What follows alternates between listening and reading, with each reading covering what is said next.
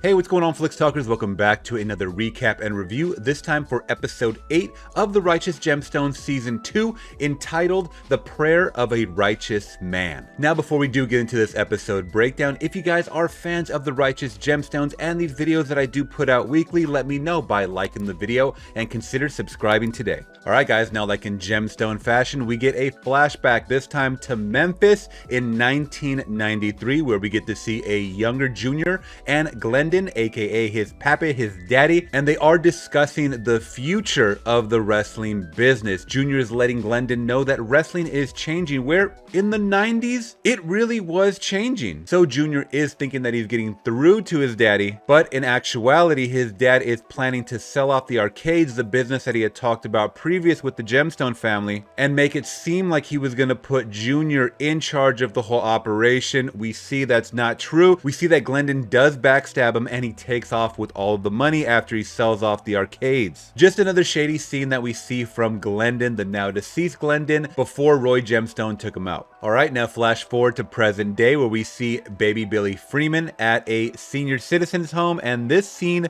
was actually really sad to watch because we're watching once again the downfall of baby Billy Freeman, and we've seen it in season 1. He is definitely someone that struggles. He has his ups and downs, but once again, it's warranted because he is a piece of shit. But throughout this episode, it's not that I feel sorry for him. I can understand and empathize all the confusion that's going on through his head, and we'll get later into the episode where he feels like his justifications are true in doing so. But an added layer of that confusion or conflict that he's going through, he's seen the ghost of Amy Lee, his sister, and this was kind of, you know, to me a little bit more of a sentimental moment because yeah, he is talking to ghosts, and even more sad being haunted by the ghost of his sister, saying that you need closure, you need to do the right thing, go find out what happened to Harmon. And you guys have been flooding me in the comment section of the last couple of episodes saying we need to see grown-up Harmon, we need to find out his story,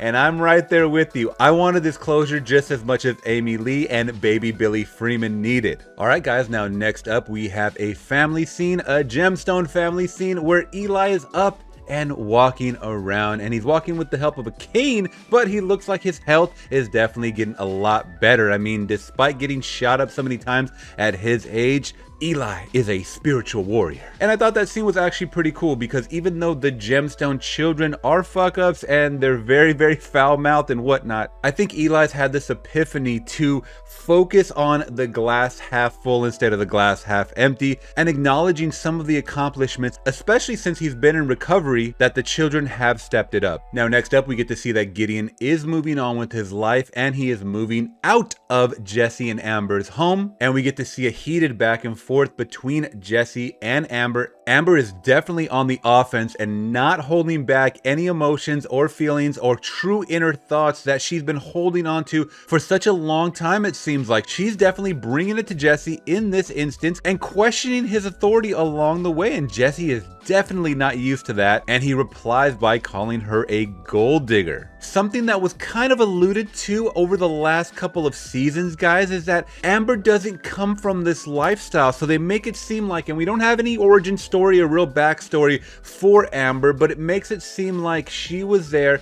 once the money started rolling along. So she does have a lot to prove, but I think she's proven it. I think she's definitely proved it, especially when it came time for those psycho ninjas to get there. She was there playing duck hunt with their ass. She's definitely stepped it up in my eyes, but amongst her peers, she is still second rate. Alright, now next up, we get Kelvin and Keith going back to their house to try to regain power of the God Squad. God Squad has now taken over this compound. They're all just working out. They're all just living in the compound. They're wearing Kelvin's clothes at this point. It's hilarious, but he's lost control. His authority was taken over in the last episode, but now he's back to reclaim what's his. And in this world of muscle men, the only way you can do that is bearing the cross. And we see in a hilariously unrealistic scene, we see little Kelvin bearing the cross. And I thought that was such a hilarious, funny scene because these characters put so much love and faith in God. This is almost like God had entered Kelvin to grant him the strength to do all of this. After which Kelvin promptly tells God Squad, get the fuck out. Alright, now next up, in that family scene from earlier on, we don't really see that Eli has acknowledged Jesse too much as far as stepping it up. I mean, Jesse isn't even really confident stepping it up. We had talked about that in the last episode recap, guys, that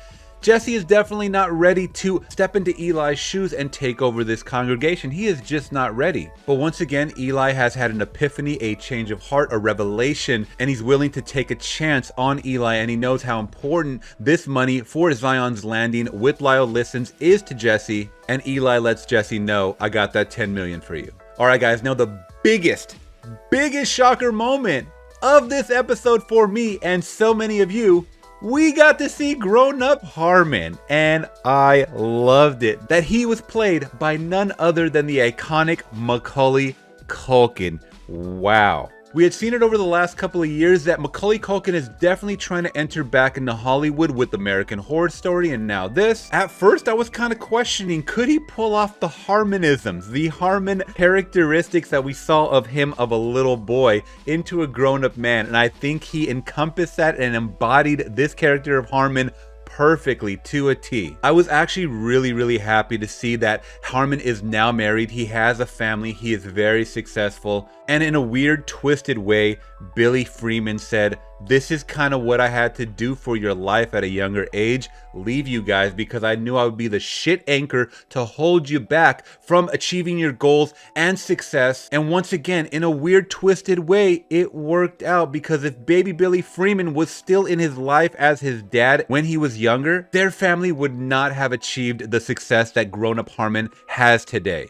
And grown-up Harmon has one request: Dad, let me deck you right in the face, and he does. Alright guys, now next up we get to see Eli going to see Junior, and I knew this was gonna happen. Come on, you can't tell Eli to not do something. You know he's gonna do it, even though he promised his family so many times in the past he's gonna do what he's gonna do, and he feels that it's necessary to do this, to kind of find some kind of closure or connect the dots on why this would be happening. And most of you guys did predict this in my comments from the last couple of episode recaps, that Junior had nothing to do with the assassination attempt on Eli Gemstones' life, calling on those psycho ninjas as Jesse calls them, as well as Eli letting Junior know exactly what happened with his father, how he wanted to launder money through the church, and when Eli denied that proposition, Glendon came at him with the pistol. And we all remember what happened after that. So even after finding out all of that, Junior is still willing to help Eli. They're like brothers, and even in tough times like this, they stick together. They try to help each other out as much as possible. And I actually really like to see that they didn't go at each other's throat. They came to the realization that Glendon was a piece of shit, and someone is set to take out the Gemstone family, and they're both here to prevent that. I loved it. And we end our episode off, guys, by the motorcycle gang, who we now know is in prison, at least some of them,